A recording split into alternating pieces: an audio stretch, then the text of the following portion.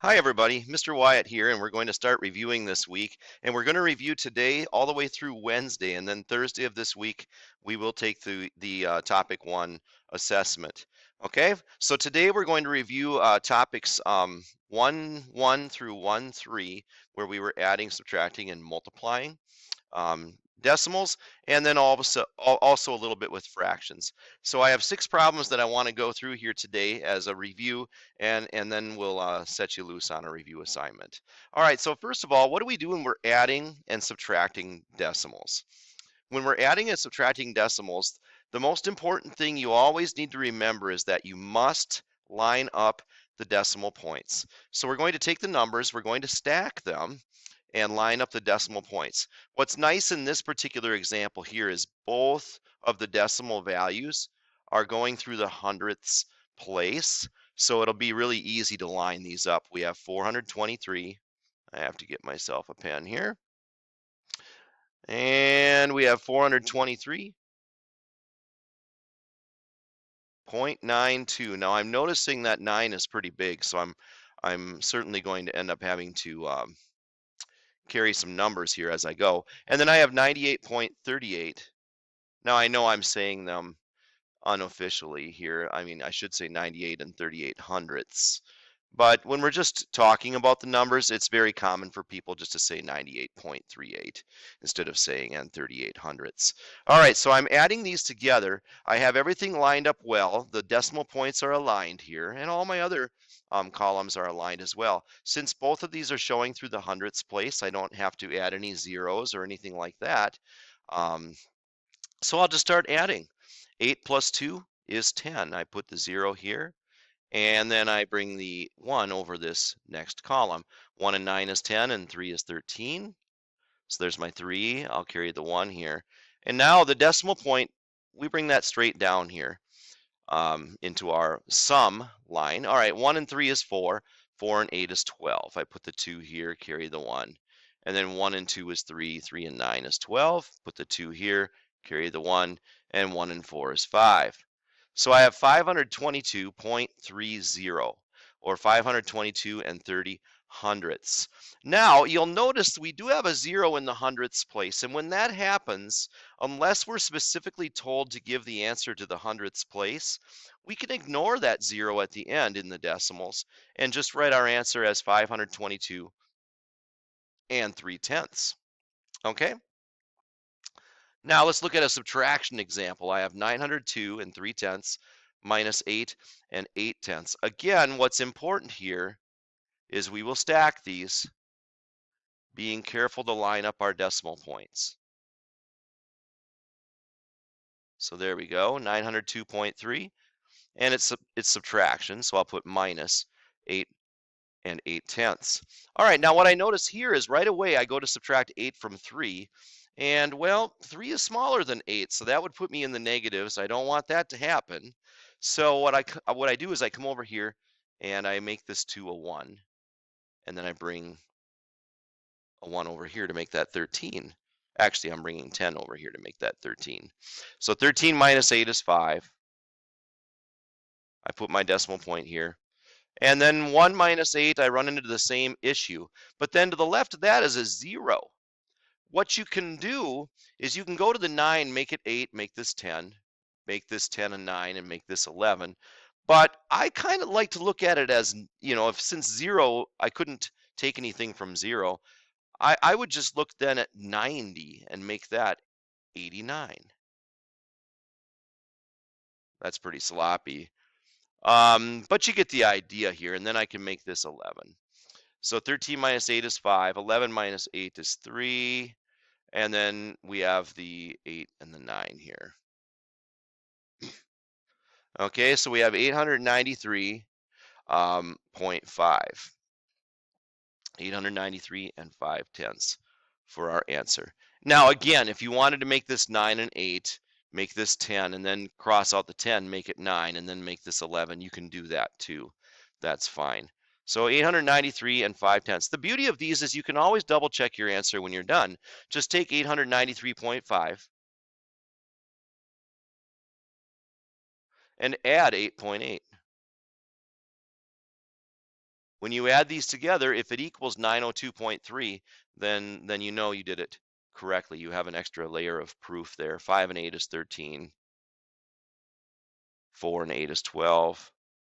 You have 10 there and 9 there. And we do get 902.3.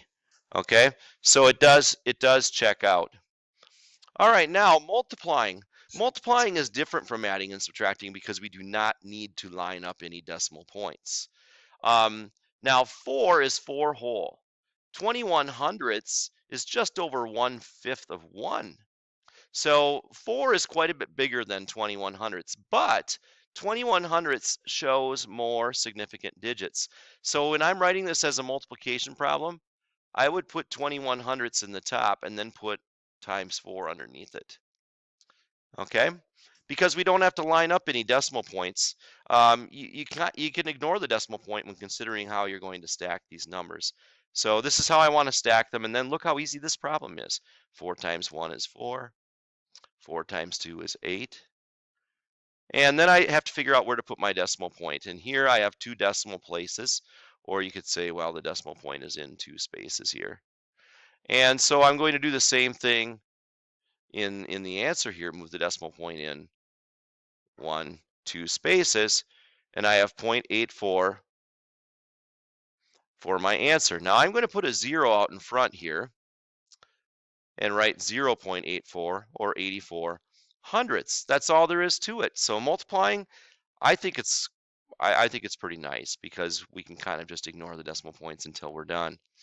All right, let's look at another example here. We have 10.8. Now we're dividing by 0.09. So I'm going to rewrite this as a long division problem for starters. I have 10 and 8/10 divided by 9 hundredths.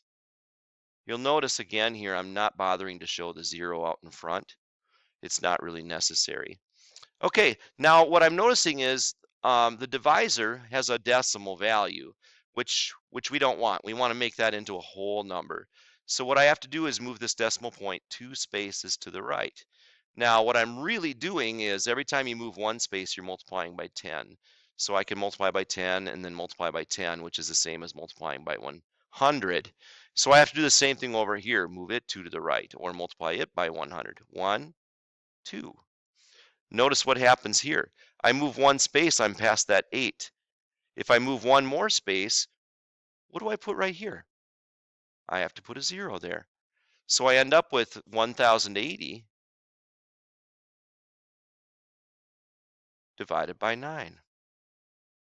Okay, so I have my whole number out front. Some of you might be thinking, should you put a comma here? Maybe, you can if you want to. What's really important is if you get an answer of 1,000 or larger, be sure to put a comma in there, okay? Anyway, let's do our dividing now. 9 will not fit into 1, but 9 fits into 10 one time. 1 times 9 is 9. I subtract, I get a remainder of 1. I bring down the next digit, which is an 8. And now I have 18, and 9 goes into 18 exactly 2 times. 2 times 9 is 18, and when I subtract, I get a remainder of 0. So this is interesting. I have a remainder of 0, but I didn't get to the end of the dividend. I still have this 0 right here. I could bring that 0 down here, and then I have to ask how many times does 9 go into 0? Well, 0 times. Or I could just take this 0 and float it on up here into my quotient line, and my answer is 120. Okay? So remember, if you get a remainder of 0, you have not reached the end of the dividend, and that last digit is just a 0, just float it up. If it had been something other than a 0, we'd have to bring it down and then check to see how many times 9 goes into it. But if it's a 0, just bring it on up into your quotient when we have 120. Okay, now you can again check this answer to see if it is correct. Just take 120 and multiply by 9 and see if you get 1080. And you will. Okay? All right, so now what about fractions? Now again, we've talked about how when you're looking at a computer screen, sometimes it's hard on a keyboard to write a fraction with a horizontal, like normally we'd see 7/8, it would look like this. But that's hard to do on a computer, on a keyboard. So you'll see a diagonal slash bar. And most people would see that and know, yes, that's 7/8. Where they get confused is when you have a mixed number. And this mixed number, sometimes people will say, well, is it 1 1/2 or is it 11/2? The key here is, notice how I left a lot of space right here? That's how you know, oh, it's 1 1/2. Okay, and you're going to see that when it's time for the test later this week. You will see problems where you have mixed numbers that look like this. Just be aware it does say 1 1/2. That's why there is a space here. It does not say 11/2, or else these two digits would be together.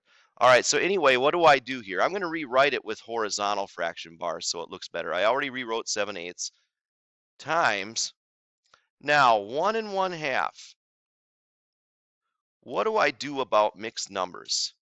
Well, again, you cannot multiply when they're written as mixed numbers. You have to change them into fractional form, which would make it an improper fraction. And we do that by going around the horn here. So 2 times 1 is 2, plus 1 is 3, and then we put that over 2.